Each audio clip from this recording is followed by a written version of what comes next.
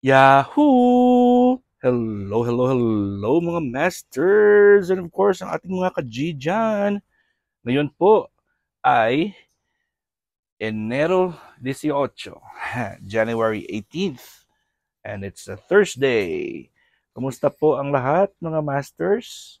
At ano ba yung mga latest happenings natin ngayon? Sana po ay nag-enjoy din po kayo sa ating All About G, the Griniguana Daily Vlogs. Ngayon po, nakikita nyo naman na si G natin ay hindi mapakali. Siya po ay nagsa-sunbathing. Time check po ay 8:30 ng umaga. Na-late po tayo, hindi wala pa tayong pasyente sa umaga ngayon. May work din po kami pero wala kaming pasyente. Dahil sa oras na ito na nagbi-video po ako ay umaga po, 8:30 ng Wednesday. Siyempre, the day before po tayo nagbi-video kasi hindi naman pwedeng i-play natin yung video kasi iba yung oras natin dyan. Yung si G natin, no? Nag-exercise ang ating G. At dahil po ay nag-exercise ang ating G po, ay siya ay ating gusto niya maging active ngayon. Nalagyan po siya natin ng kanyang swimming pool. Swimming pool tayo si G natin ngayon. Ilagyan natin siya ng tubig sa swimming pool niya. Kasi perfect time naman ngayon na bigyan siya ng kanyang ligo. Papaliguan natin yung ating G dahil matagal-tagal na po siyang, hindi naman matagal. Siguro mga ilang araw na rin siya pong hindi nakaligo. So yan yung kanyang, syempre ang kanyang swimming pool. Hindi pa rin tayo upgrade na swimming pool niya. Nakakalimutan ko sa sobrang busy.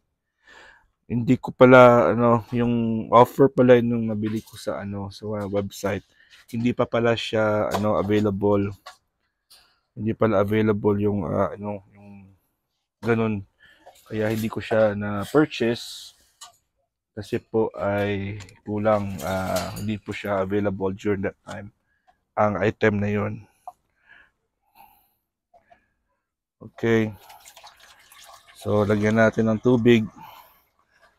As you can see po ay yan, steam. Nakikita niyo po yung steam. Nakikita ba yung steam sa Hindi siguro nakikita yung steam, no? Kasi nagsi-steam po yung tubig. Kasi po ay mainit. Sige, i-close muna natin yung pintuan dahil po ay malamig. Ayan na po. Nakita na po ni G ang kanyang tubig. Hopefully ay siya ay magda-dive na rin. Ayan, alam niya na yung may tubig na yan eh. At maligamgam na tubig po yan. At yan ang gusto ni G natin. Gustong-gusto niya yan yung ganyang klaseng tubig kasi masarap po sa pakiramdam yan. I'm sure ngayong araw na to ay magpupup ang ating bidang-bidang si G. Sigurado po ako niyan. So, pasensya na kung may makikita kayo dyan mamaya na black submarine sa kanya. Lalabas talaga yan kasi ilang araw na po siyang hindi nakapoops. At maganda kasi yung feeling pag merong tubig na maligamgam sa kanyang katawan. So, first of all, hindi po tayo nakapagpasalamat talaga sa inyong lahat ngayong araw na ito. Today is a blessed day, another blessed day. We woke up, we're breathing again, and isang malaking blessing po yan, galing po sa ating may kapal. Dahil po yan yung tinatawag natin isang miracle of life.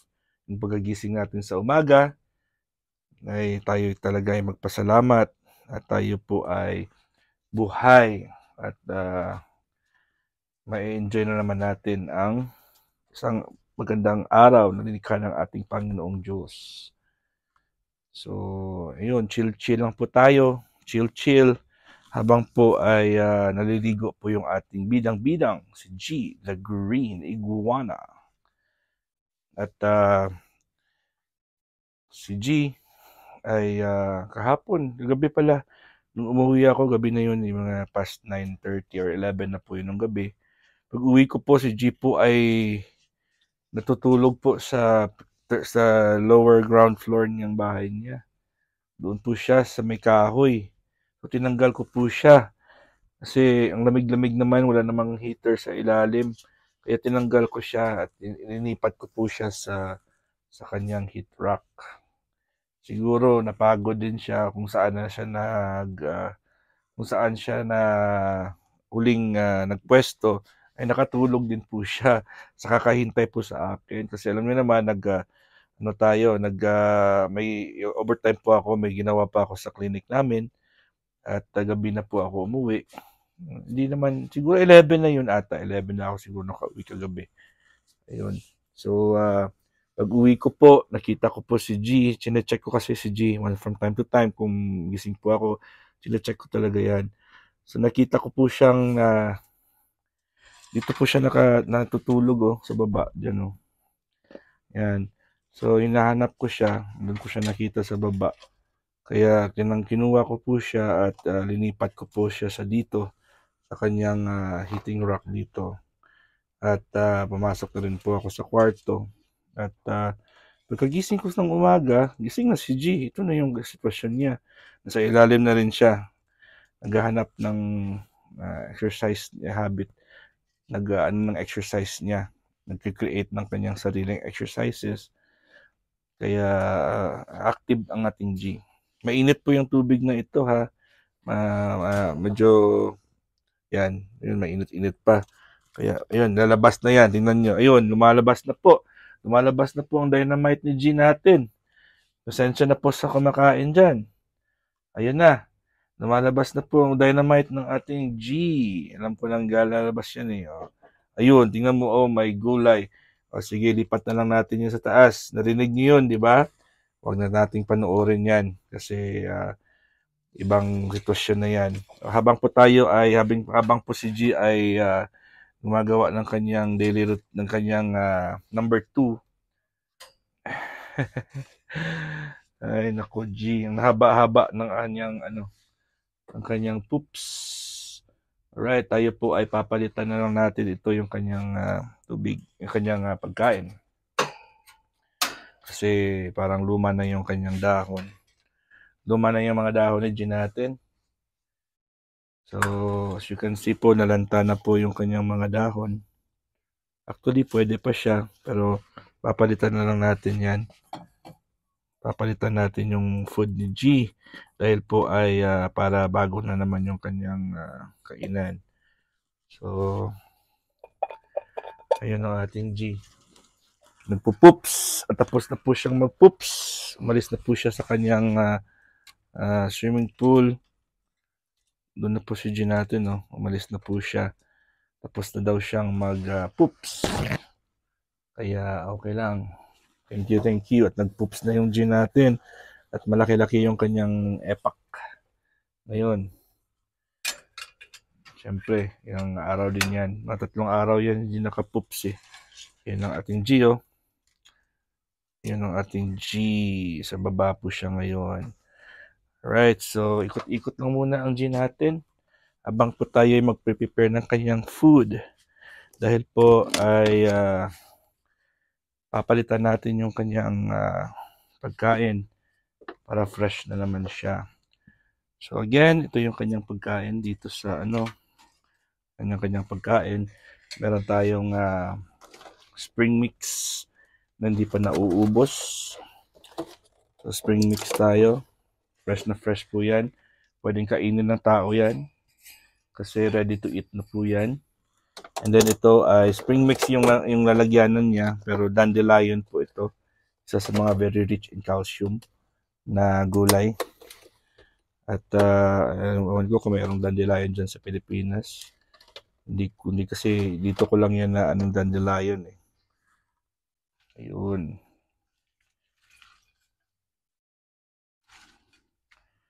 So, yan na muna ang ating food para kay G. At si G po ay nasa baba pa rin. Doon pa rin siya. Ayun yung nahihiya siguro. At dahil yan ay kukunin ko po yung kanyang dumi. Tatapon natin sa labas. Tatapon natin yung kanyang ebak. Sasarahan natin ito dahil po ay ano natin, tatapon ko sa labas, sa may dumudumuhan ko lang naman yan tinatapon kasi may puno po na malapit po sa amin at yung puno na yan po ay I think olive tree ata yun. So doon ko po tinatapon yung ano niya kasi fertilizer naman yan. Hindi naman siya, ano naman na kinakain ni gin natin. Dahon lang naman. So safe naman. Ito na po yung gin natin, bumabalik na po siya. Ayun, bumabalik na po si G sa taas sa kanyang third floor. At kukunin na po natin yung kanyang epak at tatapon natin sa labas. At thanks God at nag-poop si G natin. Alam ko naman nag-poops yun eh. Kasi ilang araw natin siya pong hindi naka-poops. Kaya it's ano na yan. Mainit-init pa nga yung tubig eh. Init-init pa yung tubig ng kanyang ano.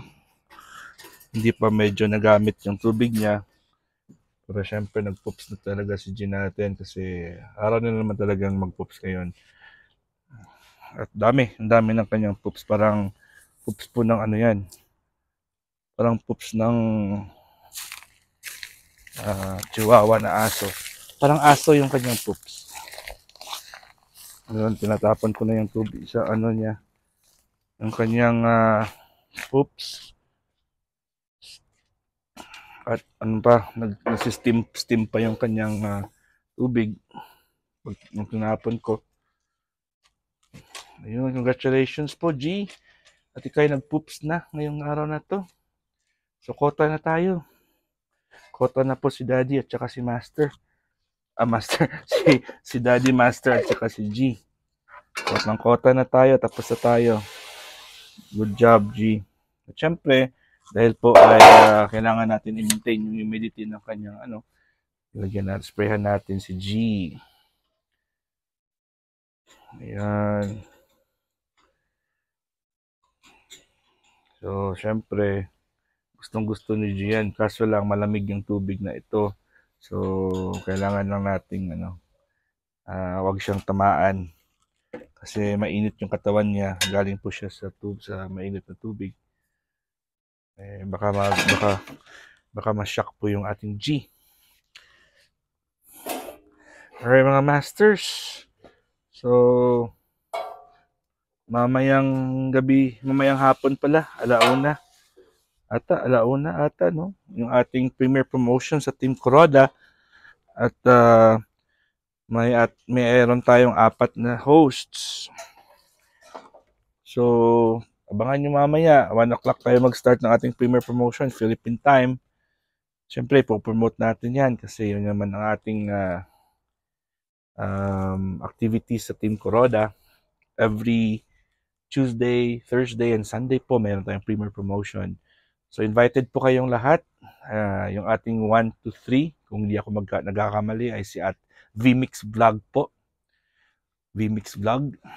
Ay yung ating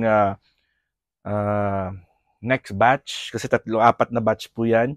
Yung next batch po natin ay 3:30 to 5:30. As of now, hindi ko pa alam kung sino yung ano. Pero alam nyo na, natin yan. I-comment ko na lang yan sa comment section. As of recording time, hindi ko pa alam yan. And then, 6:30 to 8:30 po, Rowena Millares TV. And then, 9 to 11, ang ating Uhaw Queen, si Ann Kotik Channel. So, 4 yung ating 4 yung hosts natin ngayon for this day. Dahil po ay dumarami na po ang ating members ng Team Kuroda. At syempre, dahil dumarami na po tayo, ay nagkakaagawan na po tayo sa slots sa ating mga premier. So, tingnan natin kung papatok ng 4 na hosts per day. Siyempre, ako yung nagpo-formulate ng ating mga activities sa Premier. So, experimental lang muna. Kasi noon po yung 2 host po ay okay na.